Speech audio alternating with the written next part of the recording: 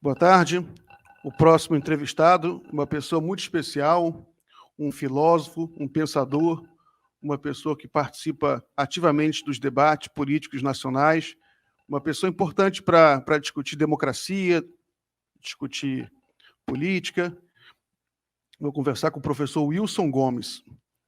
O professor Wilson Gomes é professor titular de Teoria da Comunicação na Universidade Federal da Bahia, pesquisador e orientador no programa de pós-graduação em Comunicação e Cultura Contemporânea daquela universidade.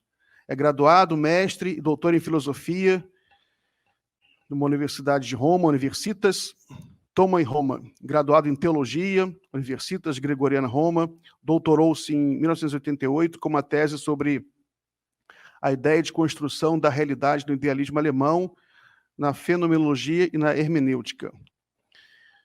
Eu vou continuar lendo também para não perder mais tempo. Eu vou trazer ele aqui para a bancada. Seja muito bem-vindo, professor. Olá, Miguel. Prazer estar aqui. Prazer é todo meu. Professor, pensei em a gente falar sobre assuntos um pouco complicados, mas que eu acho que é importante no debate a gente trazer também isso à tona. O debate político hoje ele acontece na internet, acontece nas redes sociais, elas se tornaram cada vez mais importantes. Isso não acontecia antigamente. Antigamente não existia redes sociais, não existia internet, então não existia esse debate. Hoje em dia, Facebook, Twitter, você tem um debate intenso, tornaram nova ágora do debate político, democrático, e a gente nota alguns fenômenos, alguns problemas. Por exemplo, com a vitória do Bolsonaro, a gente nota uma agressividade muito grande da militância bolsonarista contra o jornalismo. E isso é um problema, naturalmente. A gente, inclusive, tem casos de jornalistas agredidos até fisicamente, né? Recentemente teve um caso na Bahia, um caso de um jornalista agredido fisicamente, mas também não é, infelizmente, um problema apenas da militância da direita. Você também, na esquerda, você também tem uma militância da esquerda que, às vezes, é muito agressiva também com o jornalismo. Enfim, esse é um problema que a gente tem que refletir como lidar com isso, quais as raízes disso. Eu queria saber a opinião do senhor sobre esse fenômeno, sobre esse problema. Bom, Miguel, eu sou de uma geração que se reclamava do baixo interesse das pessoas por política, né? Eu sou um sujeito que nasci nos anos 60 e justamente essa geração dos anos 60, as pessoas que eram adultos nos anos 60 foi considerado por muito tempo a última geração cívica, em toda parte, na Europa Ocidental, pelo menos, e aqui também no Brasil, né? Então, as pessoas dos anos 60 participavam muito da política, tinham um grande interesse em política. Os dois elementos fundamentais, né? Participação e interesse. Tem um intermediário aí que o decorrente disso, que é o engajamento, o envolvimento com política, etc. Então, eu cresci, quando entrou na universidade, desde então, em ciências sociais, em filosofia política, vendo assim, o louvor da última geração cívica, nos anos 60, anos 70, movimento estudantil, contra a cultura, protestos de base, etc., versus uma crescente letargia, desinteresse, apatia, cinismo. Sobretudo, apatia e cinismo eram nomes usados para designar o que vem depois disso, o declínio da participação, o declínio do engajamento, o declínio do interesse. Tem, inclusive, um livro publicado ali na virada do século, de um cara chamado Putnam, chama-se Bowling Alone, basicamente como jogar boliche sozinho, e fala basicamente disso, do declínio do capital social americano, né? As pessoas não participam mais de clubes de paz, as pessoas não participam mais de associações cívicas, as pessoas abandonaram o Rotary Club, as pessoas não se juntam mais para poder decidir a sua própria vida, etc. Então, cresci com esse instrumental e aí apreciando e louvando a participação política, o interesse político, como fazer as massas participarem, se interessarem, etc. Chegamos ao limite de ter eleições presidenciais no mundo afora, em que apenas, digamos assim, no bruto, apenas 30% da população participava. Então, as lideranças políticas eram escolhidas por 1/3 da população, por 1/3 não, pela maioria de 1/3 da população. Chegamos a esse limite. Então, é claro que isso era assustador para todo mundo. Agora, o que nós estamos vendo recentemente é uma virada nisso. Não sei se é um movimento desses que dizem que é o pendular da história. Não gosto muito da ideia do movimento pendular da história, parece que é uma espécie de destino, né? A gente não controla, mas o pêndulo vai para um lado, vai para o outro, chega num ponto mais alto de um lado, ele vira para o outro e tal, e foi da muita participação nos anos 60 para nenhuma participação nos anos 2000, né? Quase nenhuma participação nos anos 2000, para muita participação novamente nos anos 2010 e 2020, principalmente, né? Quando volta o novo ciclo de participação. Por quê? Né? A questão é, por que isso aconteceu? Eles acham que tem a ver com mídias digitais, com novas condições da esfera pública, né? Porque a esfera pública sempre houve, essa esfera do debate público, onde as pessoas formulam problemas, tentam interpretar o que está acontecendo com elas, tentam compreender os chamados problemas sociais, né? tentam formular temas aos quais outros se agregam, etc. Tem a fricção da sociedade, né? O que chamou em outros momentos de debate público, discussão pública, etc. Sempre há esse espaço em toda a sociedade. Uma descrição, Habermas falando uma descrição extensiva disso, como é que surgiu essa esfera pública burguesa, que foi importantíssima para poder fazer as revoluções burguesas e por aí afora, etc. Mas ele também fala de um declínio da esfera pública, sendo esvaziada e por aí afora, né? Mas parece que novas estruturas de esfera pública aconteceram. Então, as pessoas passam a ter facilidade de se organizar, de formar públicos sem estar presencialmente em algum lugar, nem ter que se inscrever em alguma coisa, né? Pagar uma inscrição, sem ter que ter uma inserção corpórea chata, numa assembleia ou forma desse tipo. Aparentemente ficou mais simples, com menores custos, isso. Independente de saber se foi causado pelas mídias digitais, ou se tem um outro fator relacionado ao movimento pendular da história, ou qualquer outra metafísica dessa, o fato é que aconteceu alguma coisa.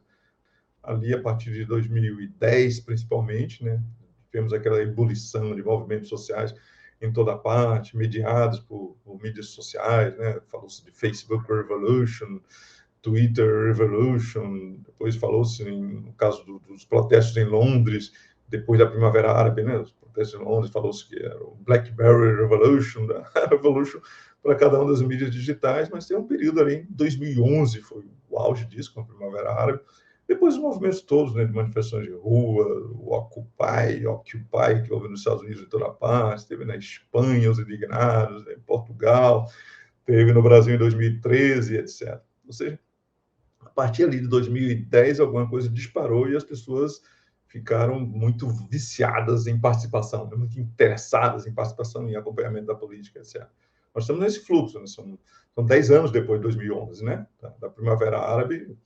Provavelmente o nosso inverno tropical aqui se dá 10 anos depois, né, passando pelo nosso 2013, que foi o ponto de inflexão brasileira, mas houve, assim, por exemplo, um frenesi político, né, em que todo mundo quer participar, todo mundo tem uma opinião política, todo mundo tem interesse manifesto, etc, etc. Eu tenho a impressão, independente de qual seja a causa disso, o fato é que nós tivemos uma geração que rapidamente saiu da apatia política para a hiperparticipação política, né? Uma superparticipação, sem digamos, uma transição que era típica em outras gerações, que é a transição a partir de organizações da sociedade civil, né? Sociedade civil organizada, cara, participar de um sindicato, participar de um grupo de reflexão, né? De um clube que discute literatura, certo? Um ambiente de cineclube, onde o sujeito vai adquirindo habilidades cívicas, né? Os americanos gostam de falar disso. Habilidades de divergir com civilidade, de entender a diferença entre política e outras atividades competitivas, como o esporte, ou a luta, ou a guerra, né? Tem uma mínima compreensão do verdade, do traquejo para a divergência política, para a discussão política, para estabelecer alianças e, ao mesmo tempo, enfrentar adversários, para construir uma polêmica civilizada, né? A democracia é um sistema de atrito de pensamento, é fundamental. A política, né? Não só a democracia, mas a política existe porque há divergência, né? Que ela é posta. Eu acho que faltou a essa geração agora de hiperparticipantes um pouco desse traquejo. Então, de repente, as condições eram dadas para participar, e as pessoas vão participar. E trazem consigo as suas metáforas, né? As suas representações disso. Então, a metáfora é a metáfora do esporte. Então, é assim, né? Você veste a camisa de um time e decide que você não apenas vestiu a camisa de um time, você é aquele time. Eu, por exemplo, não torço para o Vasco, eu sou o Vasco, né? E time não é nem uma questão de escolha, é o time que escolhe você. Então, a partir daquele momento, você veste aquela camisa e não importa o que aconteça. Né? Um sujeito que tem dignidade não muda de time. Né? As pessoas passaram a interpretar a política na mesma chave. Né? O cara é Corinthians, portanto, já sabe que o São Paulo é o seu inimigo, ou o Palmeiras é o seu inimigo. Esse organismo, porque ele tatuou aquele escudo, ele incorporou aquilo como uma espécie de segunda natureza. Então, essa compreensão da política é problemática, porque política não é isso, né? Política é uma outra coisa. Política não é um esporte. Mesmo que ele é muito perigoso, as consequências das nossas decisões não é ganhar uma taça e colocar no clube, né? As consequências da nossa decisão é estabelecer que as políticas públicas por 4 anos serão de tal modo, né? De tal jeito, com tais feições, por exemplo, e que afeta a vida de todo mundo. Agora, pior que a metáfora do esporte foi a metáfora da guerra. Né? Uma parte das pessoas começaram a entender que política é uma guerra. No esporte, pelo menos, assim, o Corinthians enfrenta o Palmeiras, que aqui ganhe do Palmeiras, mas não quer que o Palmeiras acabe, porque quer jogar um outro jogo com o Palmeiras e ganhar de novo do Palmeiras, ou vice-versa. Mas na guerra, não. Na guerra, você tem que destruir o inimigo. O inimigo tem que ser despotencializado, ele tem que ser destruído. Né? É preciso aniquilar o inimigo. Então, essa perspectiva da aniquilação do outro, do adversário, né? E o adversário não é o adversário do esporte, né? Não é o adversário da política, com o qual você pode fazer aliança mais adiante, né? É o adversário da guerra, que você tem que eliminar a todo custo. Não vai ter paz sociais enquanto o outro lado não for vencido. O outro lado é representa o mal metafísico, é ardiloso, ele tem todos os defeitos morais, inclusive. Né? Precisa ser eliminado. Isso que é complicado. Então, como você não tinha um traquejo, uma geração que teve o traquejo se formando aí entendeu? Para o atrito de pensamento, o atrito é fundamental na política, né? A diferença, a marcação da diferença e a construção de alguma coisa nas diferenças, o sujeito partiu para o que ele conhecia, era o esporte ou a guerra. Né? E aí passou a tratar isso. Então, nós temos uma geração de hiperparticipantes, né? Pessoas que têm muito interesse em política, mas que não tinham nem os hábitos de divergir com civilidade na política, nem a formação política necessária para isso, né? Compreensão do que é um sistema político, sistema partidário, como é que funciona o jogo político, a relação entre os 3 poderes, por que 3 poderes, né? O que significa, afinal de contas, democracia, que não é quando todo mundo grita e o mais forte ganha, mas quando se negocia, etc. Mas é aquelas coisas que são básicas na vida pública, ainda faltou como informação.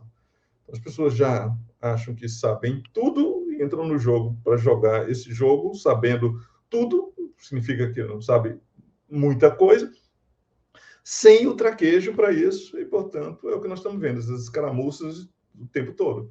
Pessoas, o militante que trata os outros, o outro lado, com a menor diferença possível, como seu inimigo mortal, né? Em que divergir é considerado pecado mortal, mesmo que a divergência seja com relação à tática. Né? Se diverge de mim com relação à tática, você também é meu inimigo. E as pessoas vão fazendo inimigos assim, um atrás do outro. Né? Ninguém engole sapos, né? Ninguém negocia, está nessa situação. Então, isso explica muito, na minha opinião, a polarização que nós nos encontramos, o espaço para posições extremamente radicais, pessoas que constroem a sua própria identidade política pela contraposição contra o inimigo real ou imaginário. Se não for real, também eu construo um para justificar isso. A necessidade de demonização ou satanização do adversário. Tudo isso faz parte desse pacote, na minha opinião, que é que é dessa geração de hiperparticipantes da política que nós estamos vivendo agora, né, nessas circunstâncias que nós nos encontramos. Muito bem, professor. Vamos, então, entrar num assunto mais prosaico, né, sobre política brasileira. A gente trabalhou aqui na teoria, né, mas é uma coisa muito, muito presente aí no Brasil. A gente tem eleições presidenciais em 2022 e a gente nota, por exemplo, um fenômeno curioso. Eu sei que o senhor também observa isso com curiosidade, que é essa divisão na esquerda entre cirismo e lulismo. Apesar do Ciro não estar bem nas pesquisas, né? Nas pesquisas ele está aí com 7%, 10% ou 5%, mas na rede social é outra chave, é uma elite, né, de classe média, onde o Ciro é mais forte. Mas você tem essa divisão, uma briga muito intensa, e que é um fenômeno, né? Um fenômeno que a gente tem que analisar com objetividade, com a maior tranquilidade possível, para tentar fazer desse limão uma limonada, né? Afinal, eu acredito que você tem um objetivo em comum, que é derrotar um projeto autoritário representado pelo governo Bolsonaro, né? E agora esse fenômeno, essa divisão, às vezes é incômoda, né? Às vezes gera aí algum gasto de energia que talvez seja desnecessário, de qualquer forma vai ter que ser resolvido em algum momento em 2022, né? Então eu queria saber, na opinião do senhor, de onde nasce, de fato, essa divergência grande entre essas duas correntes dentro da esquerda? Eu acho que, em primeiro lugar, você tem uma característica que é da esquerda, entendeu? A esquerda gosta de divergir, de brigar e tal, né? Tem uma frase aí que é atribuída a Mujica, eu acho que foi ele mesmo que falou, que a direita se une nos propósitos e a esquerda encontra razões teóricas para poder divergir, né? Se separar, motivos para poder se separar. Então, faz parte de uma tradição cultural da esquerda essa vigilância constante sobre princípios, sobre regras, essa escolástica fundamental, né? Parece aquelas escolas teológicas diferentes para decidir se o adjetivo é esse ou aquele, e aí, por causa disso, viram duas igrejas, se separam, se odeiam, se matam, etc. Conhecemos muito disso na história da igreja, né? Os cismas que são provocados por isso. Mas a esquerda herda um pouco isso. A esquerda é muito cismática. No sentido, gosta de produzir separações a partir de coisas que são muito pequenas. Ou, para usar outra metáfora, que é de Freud, né? Que fala de certos... Até comparando países, mas também pessoas de uma coisa chamada narcisismo das pequenas diferenças. Você exagera as diferenças entre você e o outro, que, visto de longe, parecem iguais. Você exagera essa diferença e vai ser narcisista com relação às pequenas, as minúsculas diferenças com relação a isso. Eu acho que isso é muito característico dessa igrejinha da esquerda, essa construção das diferenças, essa hipérbole, esse exagero retórico com relação às diferenças. A primeira coisa é isso, né? Depois tem peculiaridades nacionais. O PT, por muito tempo, teve a hegemonia da esquerda nacional, né? O primeiro projeto de esquerda, nacional de esquerda, de partido movimento, né? Porque, no fundo, são essas duas coisas, que conseguiu chegar ao poder, né? Surpresa de todo mundo, mas depois de muitas eleições tentadas com Lula, no século XXI, o PT teve um longo ciclo aí de hegemonia, né? Construir sua hegemonia na prática, fazendo alianças à direita, né? O PT, propriamente, o próprio partido se deslocou para o centro, ocupou o centro, aliás, tomou o centro do PSDB, né? Que foi empurrado para a direita. Mas o que o PT fez foi se deslocar para o centro, sair de um partido de esquerda tradicional para um partido de esquerda, de centro-esquerda, com políticas públicas social-democratas, que afinal de contas é isso aí, e fazendo alianças à direita, inclusive usando o mesmo método que Fernando Henrique inventou lá na metade dos anos 90, foi passar por cima do centro e fazer uma aliança à direita. No caso de Fernando Henrique Cardoso, foi o PSDB com o PFL.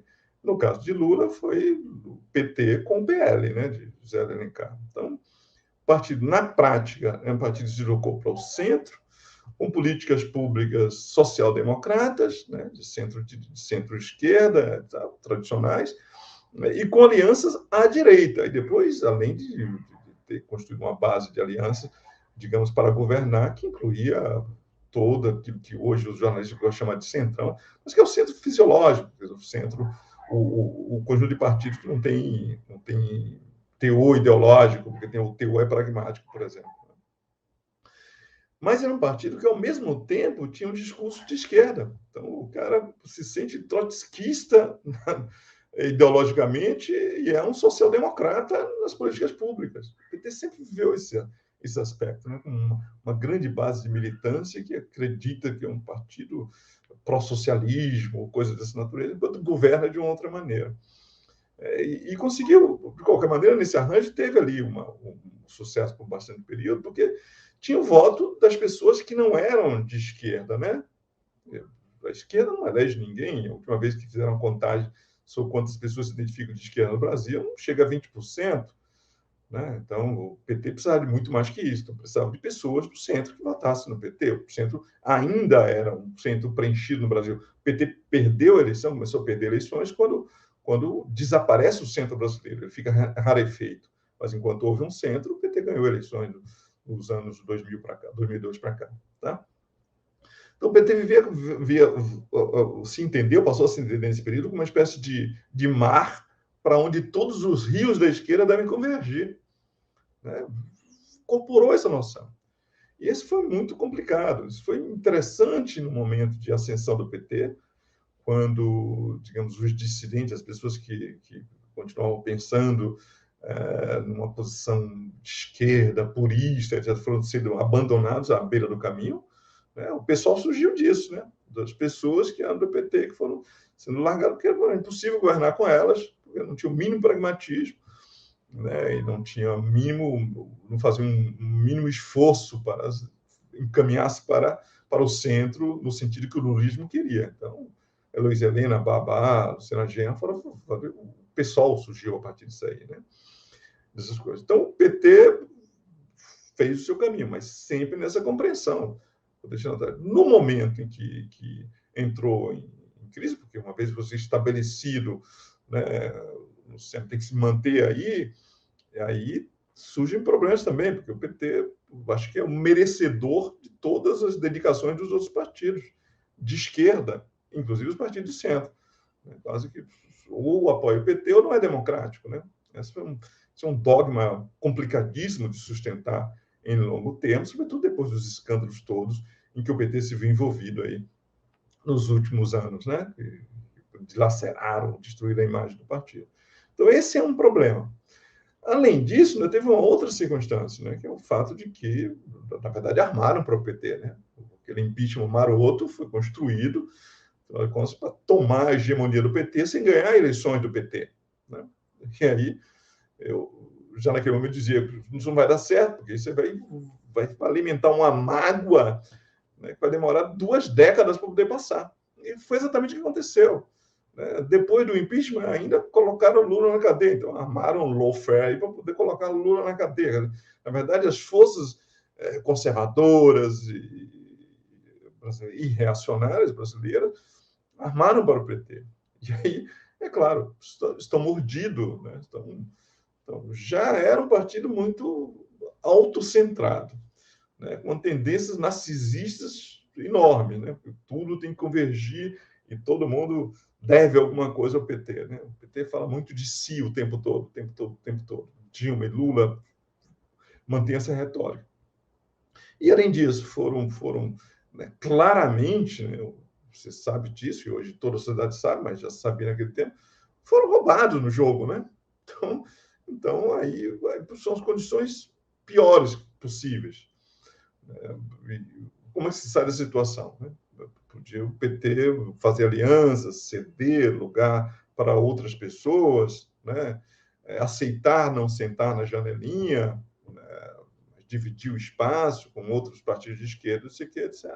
Se esperava que isso fosse feito, se esperava que isso pudesse acontecer na eleição passada, quando já era claro para muitos que Lula não disputaria aquela eleição, mas o PT e o lulismo, particularmente, não cedeu. Ele continua com o mesmo narcisismo, né, e ainda reforçado com a ideia de que foi injustiçado, e foi efetivamente injustiçado, e que, portanto, precisa de uma reparação. Eu acho que essas são as condições, assim, as piores possíveis para explicar o que está acontecendo no sentido da posição da esquerda. O PT virou um partido um militante petista.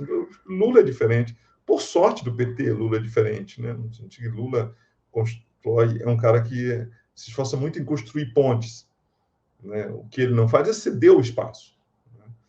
Lula é grande demais e ocupa muito espaço e não cede espaço, né? Isso ele não faz. Mas Lula constrói pontes. A vida toda foi construir pontes, mas o militante petista não. O militante petista exige do sujeito que se apresenta da esfera pública, que ele recite um credo, onde começa dizendo, né, o primeiro mandamento é: Lula é o meu candidato, não terás outro candidato diante de mim. E depois você vai falando todas as outras coisas, né? Foi golpe de Estado, foi injustiçado. Aquelas 15 exigências que são fundamentais, você tem que dizer contrito e humilhado e repetir isso todo dia, senão os petistas não te aceitam. Aí fica complicado, né? Tem muito partido e muita gente competente e outros projetos possíveis. Professor, não, eu concordo com o senhor, eu sempre reparei isso também, só que uma coisa que eu também observei, eu queria perguntar ao senhor se também tem observado, é que não é uma característica apenas do militante petista. Observando outra militância que surgiu, por exemplo, a militância cirista, também eu acabei observando alguns traços, né, esses traços autoritários do militante que exige uma aceitação total, né, daquela cartilha. Eu também notei traços na militância cirista. Então, será que não é um traço da militância política contemporânea, que a gente, inclusive, estava falando no início? Cirista, bolsonarista, morista, né? Por quê? Porque a mentalidade é a mentalidade de seita, né? Religiosa. Certo? Eu fiz teologia, como você mesmo disse, e por muito tempo, inclusive, fui antropólogo da religião, fiz pesquisa sobre a Igreja Universal do Reino de Deus, etc, etc. E tem uma diferença fundamental, né, nesse ambiente de sociologia da religião, que é a diferença entre igreja e seita. Tá? Você tem igreja. Igreja, a própria definição de igreja, a ideia de eclesia, é a ideia de comunidade, né? Então, todos estão incluídos, tem uma grande comunidade comunitária. Aí a igreja, dentro da igreja, uma parte se desgarra, que são os puros. Sempre são mais puros do que os outros, né? Os cátaros, uma heresia surge aí. Inclusive o termo grego heresis, né, significa essa separação, uma coisa que se separa dos outros. Em latim, essa heresis manteve o termo heresia, mas tem um outro termo, que vem do verbo latino secare, cortar, é a secta, a seita. Então, uma parte se desgarra, ela vira a seita. A seita é uma parte desgarrada de uma igreja. E ele se considera mais puro do que todos os outros. Então, no fundo, o sistema político brasileiro é formado por seitas, né? Algumas, inclusive, fizeram parte da mesma igreja, mas estão desgarradas. Veja o morismo e o bolsonarismo, né? Se desgarraram. Aí todos estão afirmando com certeza de que são o caminho, a verdade e a vida. Todos são o caminho, a verdade e a vida, porque isso é típico de seita. Toda seita só se separa da igreja porque ela é mais pura. A igreja se corrompeu, se perdeu. Nós é que estamos na restauração, etc. Então, essa é uma atitude sectária, é uma atitude que viceja no campo político hoje, em toda parte. Você tem perfeita razão. Assim que as pessoas se identificam, porque tem aquele esquema que eu falei para você, né? Eu não torço para o Vasco, eu sou Vasco, e é uma diferença enorme. Torcer para o Vasco e ser Vasco, né? Torcer para o Bolsonaro e ser bolsonarista, ou ser Bolsonaro. Eu sou Lula, eu sou Bolsonaro, eu sou Ciro, eu sou Moro. Pronto, já nem é você, né?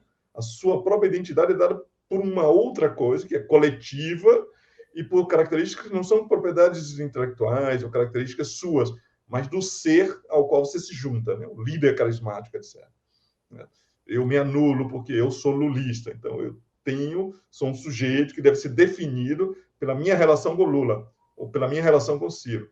Na verdade, quem tem as virtudes são Ciro, ou Lula, ou Moro, ou Bolsonaro. Tá? Não sou eu sou apenas um vaso dessa devoção aí, etc. Aí começa a coisa. Quando a pessoa se for meter um ismo, acabou, né? A individualidade, a capacidade de divergência, etc. Então, lulismo, bolsonarismo, pronto. A partir daí, cirismo. Enquanto não havia cirismo, havia só pessoas que gostavam de Ciro ou que preferiam que Ciro fosse o candidato da esquerda em 2018 ou em 2022, estava em paz ainda, porque pelo menos quer dizer, havia a crítica dos lulistas, mas os ciristas eram uma posição crítica. Criou-se uma seita do cirismo, aí acabou. Né? Também isso não se discute mais, não tem mais hesitação. O militante não hesita, né, Miguel? O militante não pode hesitar, porque o militante não pode divergir consigo mesmo. Hesitar é aquele momento em que as pessoas param e, de uma maneira, acionam algum ceticismo, algum será mesmo? É assim mesmo de se ver? Não, isso não pode ser permitido ao militante. O militante tem que agir, não tem que hesitar. Hesitar é coisa para intelectual. Né? Aí está o problema. Mas, professor, tem um fator aí interessante que é o seguinte.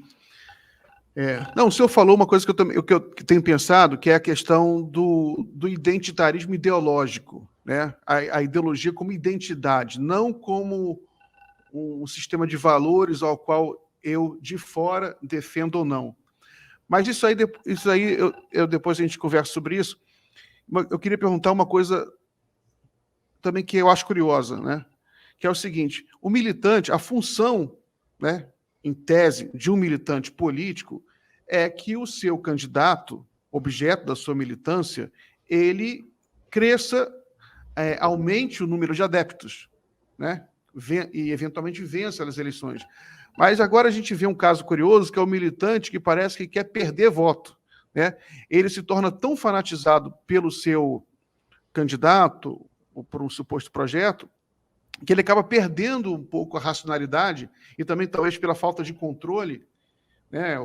Quer dizer, controle, não sei se é a palavra certa, talvez pela falta de intermediação, como o senhor tinha falado no início, que ele acaba se tornando um problema para o candidato, né? Porque ele acaba gerando uma cultura de seita, uma cultura autoritária que afasta a entrada de novas pessoas e acaba, às vezes, atrapalhando mais do que ajudando. O senhor acha? Eu acho assim. Bom, a expressão militante é uma expressão antiga, né? Vem da ideia de milites, do militar, do soldado, etc. Né? Mas mesmo se você trocasse isso pelo moderninho ativista, não vai mudar muita coisa, porque a mentalidade continua exatamente a mesma que você descreveu.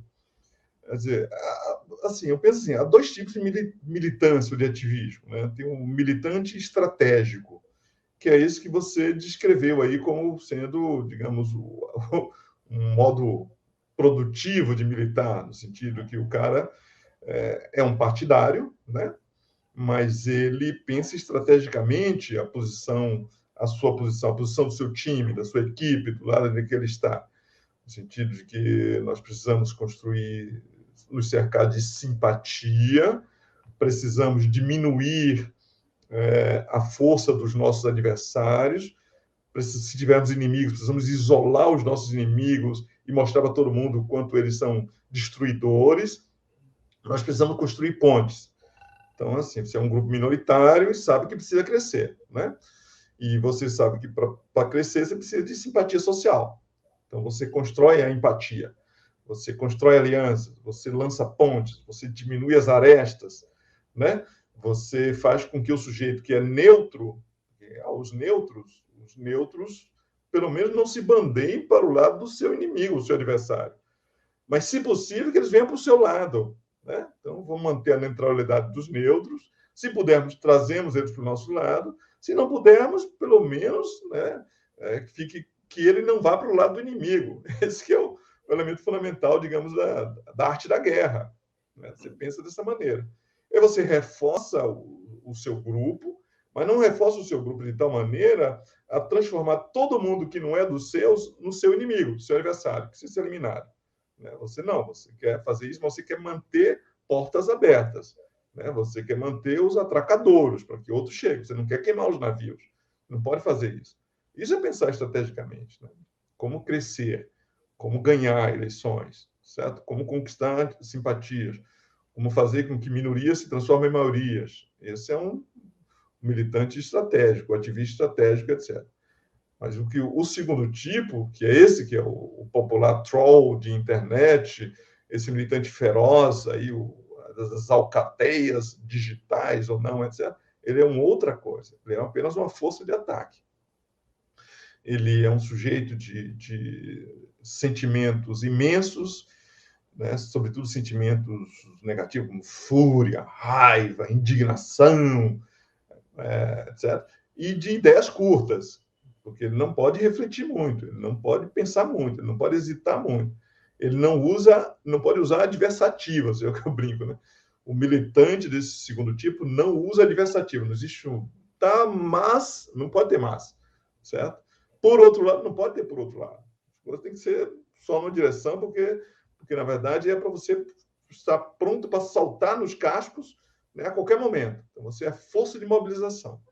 E o seu papel fundamental é constranger, é satanizar, é demonizar, etc.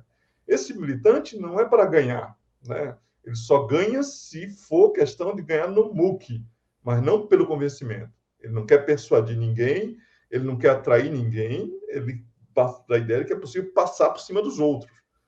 Né? E não tem problema para ele perder também, porque ele pode transformar a superioridade real em superioridade moral, que para ele está ótimo também. Né?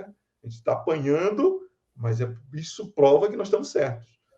Nós vamos apanhar de novo, isso prova que nós somos puros, certo? Nós vamos apanhar novamente, isso prova que nós não negociamos os nossos valores. Então, é assim que funciona. Então, o militante com base, o militante sectário é um tipo, o militante estratégico é outro tipo. O problema é que o militante estratégico é cada vez um número menor, esse militante racional. E esse militante sectário, esse militante de ataque, esse troll de ataque, ele é com um número cada vez maior, sobretudo entre os hiperparticipantes que não tiveram nem o traquejo político, nem a formação política, para compreender política, né? Porque compreende política apenas como uma guerra moral. Tem outro ponto que eu queria abordar com o senhor, professor, que é o seguinte, que essas metáforas que comparam guerra e política, né? Tem a famosa metáfora do Clausewitz, né? Que a política é a guerra por outros meios, ou vice-versa. E uma série de outras semelhantes, a gente vê muito no vocabulário da militância, né? o vocabulário de guerra. Você vê também em Maquiavel, né? Enfim, que se tornou muito popular, o Príncipe de Maquiavel. Só que, numa democracia moderna, altamente competitiva, que é um fenômeno recente, né? Diversa, né? É diversa e é muito competitiva, diversa e plural. Mas essa democracia é um fenômeno relativamente recente. Na Suíça, o voto feminino foi aprovado em 71, né? É recente. Ou seja, a sociedade que você tem a grande maioria votando. Né? Então, você não acha que mudou completamente a fórmula? Essa fórmula ela acabou ficando desgastada de comparar política à guerra, porque numa guerra, efetivamente, você destrói o inimigo. Mas numa democracia como a gente vive, plural e competitiva, o objetivo não é destruir, é seduzir, né? É fazer com que as pessoas votem, elas sejam atraídas para o meu campo, né? Apoiem o meu governo, apoiem o meu candidato. Então, talvez isso também seja um problema de conceito, né? O que o senhor falou sobre esse militante sectário, que ele não vê isso, né? Ele é um instrumento de ataque, só que ele não vê que o objetivo não é atacar, o objetivo é ampliar, seduzir, né? Enfim, mas isso aí também nem fiz pergunta. Vamos passar para outro ponto. Vamos discutir, para terminar aqui nossa entrevista, esses dois personagens políticos, né? Eu não vou falar em Bolsonaro, porque o Bolsonaro não merece, por enquanto, nessa entrevista aqui com o senhor, nossa atenção. Se tiver outra oportunidade, eu gostaria de falar sobre o Bolsonaro com o senhor também. Mas eu queria falar sobre o Lula e Ciro, né? Enfim, são personalidades mais interessantes. Vamos começar pelo Ciro, né? Pelo Ciro. O Ciro, ele está com um problema. Ele contratou o João Santana como estrategista e não está aparentemente dando certo, né? E ele também adotou uma estratégia agressiva em relação ao Lula. E eu queria saber a opinião do senhor sobre a estratégia do Ciro. Onde que ele errou, se é que ele errou e onde que ele acertou? É sempre muito difícil de julgar a estratégia do outro. Você não conhece exatamente o que o João Santana pensou, o que eles pensaram com essa estratégia. Eu nunca compreendi, certo? Exatamente onde se queria chegar com isso, porque me parecia um pouco assim óbvio, né? Duas coisas. Primeiro que Ciro Gomes ele não tinha possibilidade de expandir para o centro, digamos, para a direita, né? Para ter votos da direita. E a esquerda já estava ocupada, né? Se Lula se candidatasse, Lula seria esse candidato da esquerda, por muitas razões, até pelo fato de que as pessoas consideram que devem uma reparação a Lula por toda a injustiça sofrida e essas coisas todas. Essas narrativas são muito importantes na mentalidade popular brasileira. Então, eu achava que o espaço à esquerda, o mercado eleitoral à esquerda estava ocupado. Se Ciro quisesse, né, se Lula quisesse, o PT quisesse, talvez a solução ideal seria formar uma aliança nessa parte com Lula ou um outro petista e Ciro, de alguma maneira, para ocupar esse espaço aí, que parecia ser um caminho assim óbvio, né, bom para o Brasil, fecundo e tal, etc. Mas se fosse simplesmente para ser uma contraposição entre Lula e Ciro, seria muito difícil, porque o mercado eleitoral da esquerda não tinha espaço. Eu tenho a impressão que João Santana e Ciro acharam que podiam tirar votos do Bolsonaro, que é sempre um conjunto ali, um deltazinho de eleitores de Bolsonaro, que diz que poderiam votar em outro candidato, e havia um conjunto de pessoas que ainda não decidiram voto, né? Indecisos, insatisfeitos, as pessoas, os neném, que não gostam nem de um nem de outro, né? Tinha os ex-bolsonaristas, né? Que foram bolsonaristas, mas são pentite, né? Arrependidos e que agora estavam procurando um candidato, e Ciro tem a impressão que ele achou que podia ter esses votos. E aí, eventualmente, rivalizar com Lula, mas passar por Bolsonaro, por cima do Bolsonaro. Eu achei uma aposta arriscada, porque eu nunca acreditei que os neném, os ex-bolsonaristas, certo? Os lavajatistas que desgarraram de Bolsonaro, as pessoas que votaram nos tucanos por anos, que estavam um pouco órfãos aí, pudessem votar em Ciro. Ciro é caracterizado como, não sei se ele sabe disso, mas ele é um candidato de esquerda. Não sei se os petistas sabem disso, os petistas adoram dizer outra coisa, mas ele é um candidato de esquerda. Ele é identificado com o outro lado do bloco, o outro lado da ilha. É muito difícil construir uma imagem diferente disso. Então, me parecia um caminho sem muita chance. Depois ainda teve uma conjunção, chama assim, uma conjunção astral desastrosa para Ciro, né? Porque quando o Ciro lança a candidatura, foi o melhor momento da vida de Lula em muitos anos. Porque Lula tinha uma imagem maravilhosa aí até 2014, etc. Né? Passou incólume pelos escândalos, menos escândalos do PT, etc. Então, 2014 até 2015, 2016. Depois de 2015 começou o inferno astral de Lula, até todo o processo de Moro, as humilhações todas, Lula vai para a cadeia, Lula está preso, né? O antilulismo virou uma força política enorme no Brasil, etc, etc.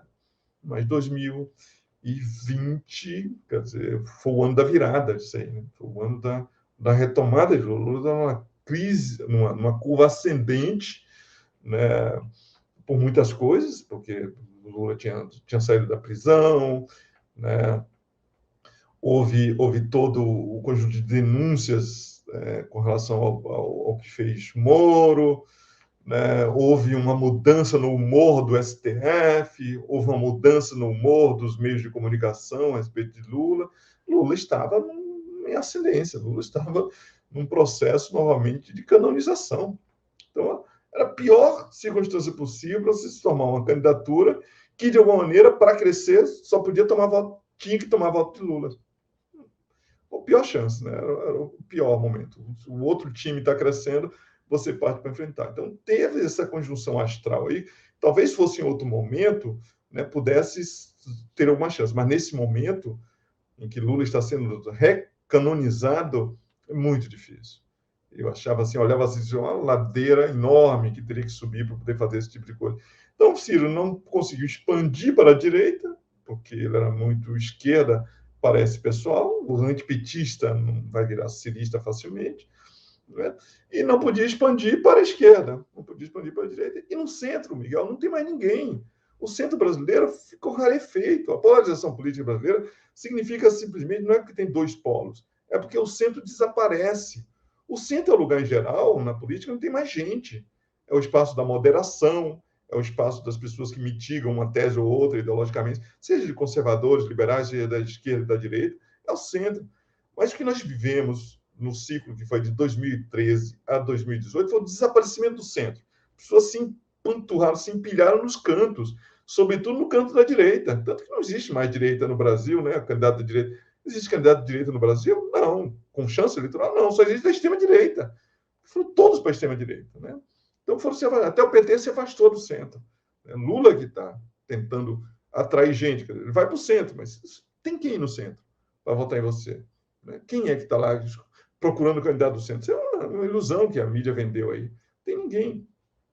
Então, como é que Ciro quer ser candidato do centro? Tem 8 pessoas querendo ser o candidato do centro. Né? Não tem nem espaço para ir. Nem se fosse lotado o centro, poderia fazer esse tipo de coisa, mesmo porque Lula é o candidato do centro. Né?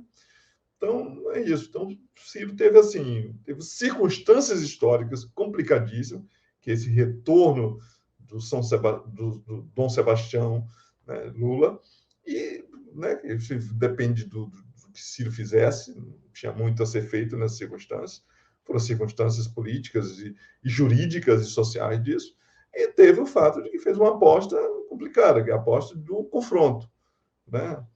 Ciro teve sempre esse problema do confronto, sempre precisa de confronto. Né?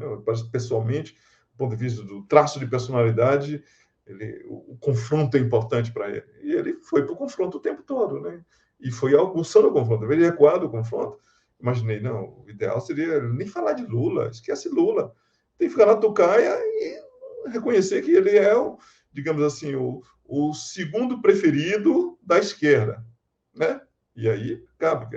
Vai que Lula não pode, vai que alguma coisa acontece. Daí o Ciro, pronto, imaginei isso. Vai ficar na tocaia, tranquilo na dele, porque ele precisa parar de brigar com as outras pessoas, porque Ciro é um candidato maravilhoso, na minha opinião. É uma pessoa, ele tem esses traços de personalidade, mas preparadíssimo para ser presidente do Brasil. Acho que o Brasil ganharia muito ter um presidente como Ciro. Tá? Eu acho que muita gente pensa isso. Agora, ele precisava ajudar essas pessoas a formar, eleitoralmente decidir por ele.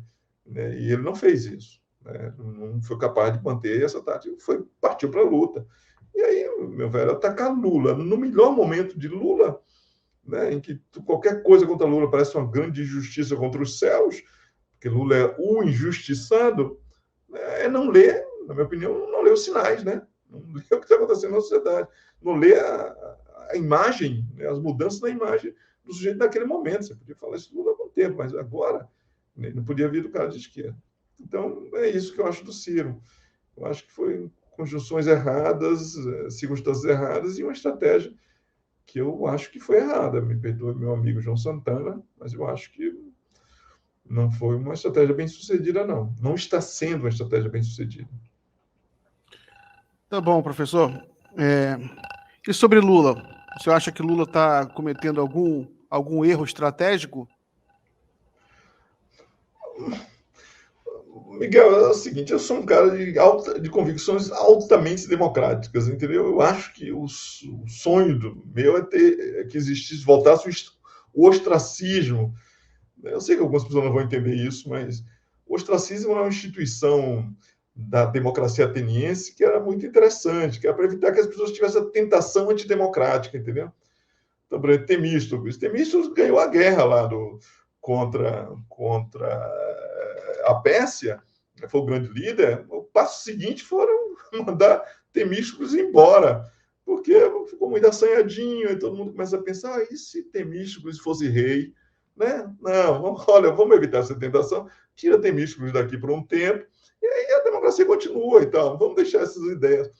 Eu acho que Lula precisava ter se afastado de algum tempo da política brasileira, inclusive para ter um espaço, para recompor, regenerar o espaço democrático da esquerda no Brasil. Mas isso era há alguns anos, né? Isso não era agora. Depois, a esquerda extremamente burra, estúpida, etc., fez o que fez com Dilma e com Lula. Eu acho que foi uma barbaridade aquilo, destroçou o sistema político brasileiro, injustiçou, perseguiu, etc., etc.